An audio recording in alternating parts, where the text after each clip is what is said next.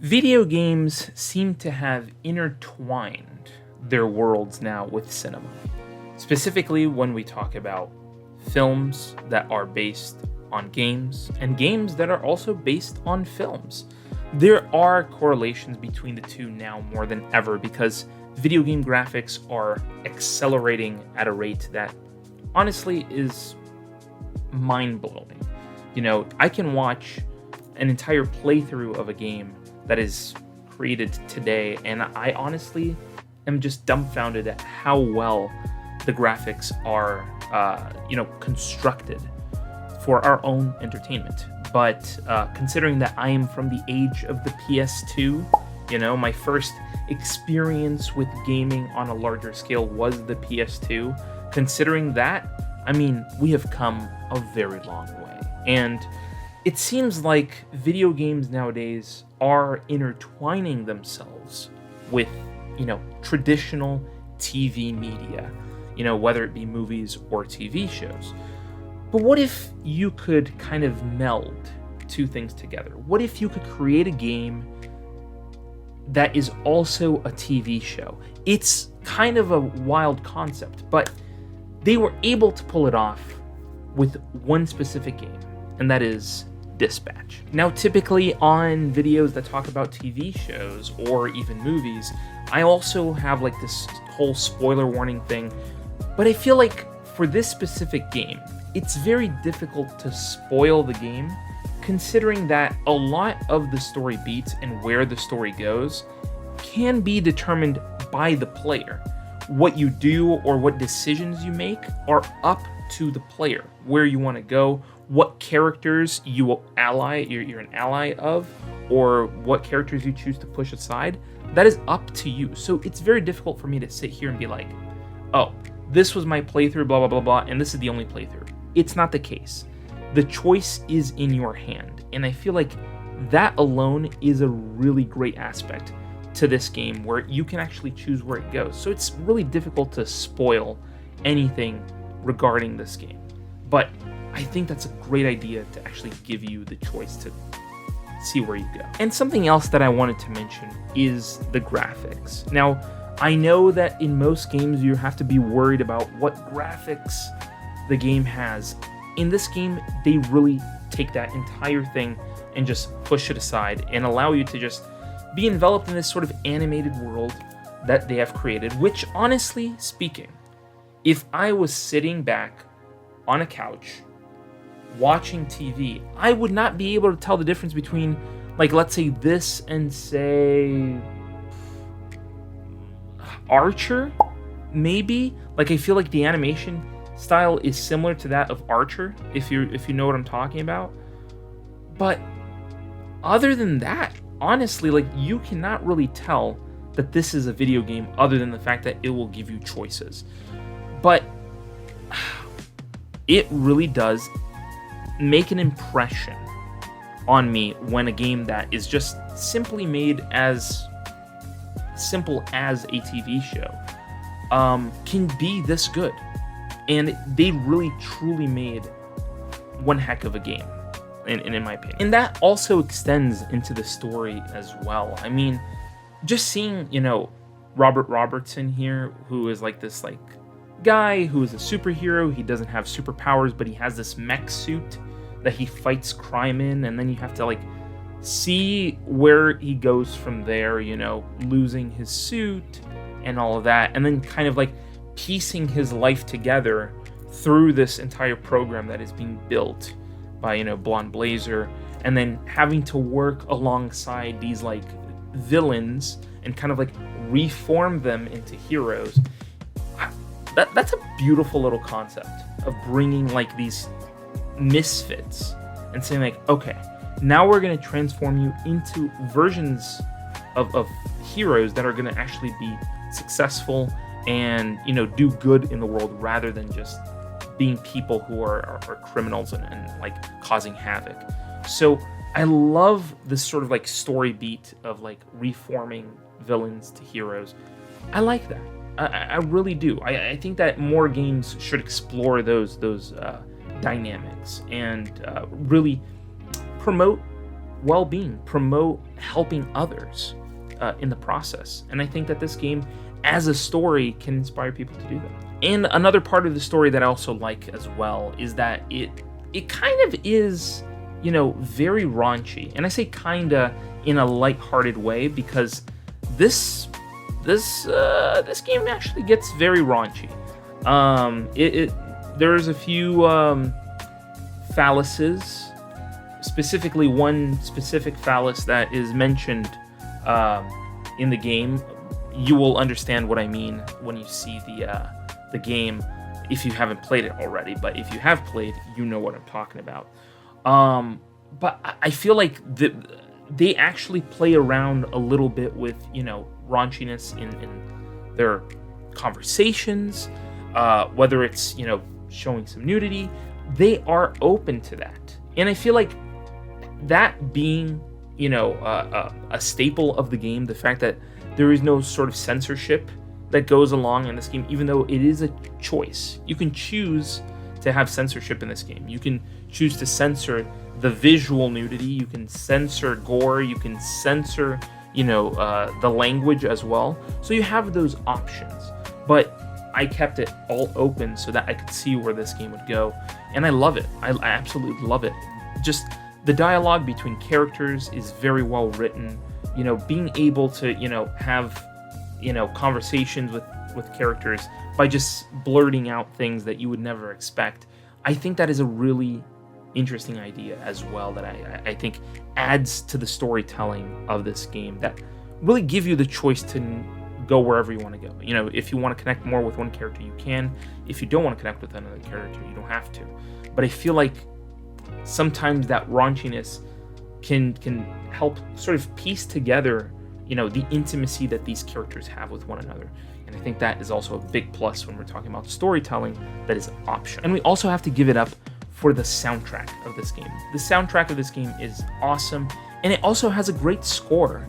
There's this sort of like almost 80s-esque score playing in the background that play along with you. Now, even though, based on my understanding, this game does not take place in the 80s, it's all like very modern. All of them have cell phones. It's a very modern world that they live in, even though it is Los Angeles. But it's very modern. And I love that they're actually going into this sort of like retro wave type music to actually tell this story. So I hope that they sort of keep that up for a potential season 2 of this game. And I think they really nailed it on the soundtrack and also the score that plays throughout this game, which also just adds to the overall quality that this game brings to the table. And I've been saying that it plays like a TV show because ultimately it does have episodes. So each episode, per se, like in terms of game time, I feel like lasts roughly around like between 45 to 55 minutes each. So you could technically, wake up in the morning, start playing the game, and by nighttime, you're pretty much done with this game. In around 8 hours, you can end this game pretty easily. And I feel like the game doesn't punish you so much. So I mean, like, whether or not you're good at dispatching, it doesn't punish you. But it ultimately is sort of like a way of you connecting with characters. So depending on how well you do, you connect with characters that way. And, depending on how you choose the story to go, that also plays into maybe how long the story is or what decision those decisions make will have an impact in the story. So I do say that around 8 hours, you're pretty much done with this game. And I hope for, possible season 2 in the future, we do get a longer season. Instead of 8 episodes, we get maybe 12 episodes or maybe even 16 episodes to actually round out the story and give us more depth, because I feel like there's really no limit to where they can take this game, and it could actually push beyond all boundaries. So I'm gonna go ahead and give huge shout outs to the cast of this game. We gotta talk about Aaron Paul, who's great as Robert Robertson. We gotta talk about Laura Bailey, who's incredible as Invisigal. Aaron Yvette, who obviously is Blonde Blazer. We have Jeffrey Wright, who plays Chase. I love Jeffrey Wright. He's amazing. You have Matthew Mercer, who does Shroud. You have Sean McLaughlin, who does Punch Up. Charles White Jr., Alana Pierce, who I'm a big fan of as well. Travis Willingham, Joel Haver, Flambe, who is played by Lance Kanstopoulos. That's a really good name, Kanstopoulos. And Thought Squad, who plays Prism. You have Young Gravy, who plays Gollum. I mean, the list is huge of people who are in this game, but I feel like I have to shout out all of them because they're absolutely great, and I hope that in a future Season 2, we get more recognizable names joining this game, and I hope that it's sooner rather than later. Now, of all these great things that I said about this game, talking about the soundtrack, the score, talking about the cast who's amazing, talking about the story and how well paced it is and how beautifully constructed it is, the visuals that are amazing for this game, which, have that cartoony feel, animated style, all these great things. There are numerous fantastic things to talk about Dispatch. And you might be asking yourself, what is the one thing that you did not like about this game? Because there must be something you don't like, right? And I have to be very honest. There is one thing this entire game that kind of irritated me, that really put me aside, and I was like, this is the one thing I don't like about this game. And funny enough, it is literally in the title of the game, and that is dispatching. That is the one thing this entire game that I did not like doing, was the dispatching. Now, I don't know if this was like the writers and developers' way of sneakingly making you want to not want to play the game, but that is what happens. When you're playing as a dispatcher in the game, it's like, oh, you have to answer this, you have to send this, you have to do that. I understand that in a role-playing context, that works, but for me personally, I want to see the freaking action. I want to be there where they are. Like, okay, you have a dispatch, you click the button, and this is my vision of how dispatching should work. You get zoomed in to the action. It could be like, buildings on fire or whatever, and you have to decide where this character goes and guide them through this sort of like maze of things.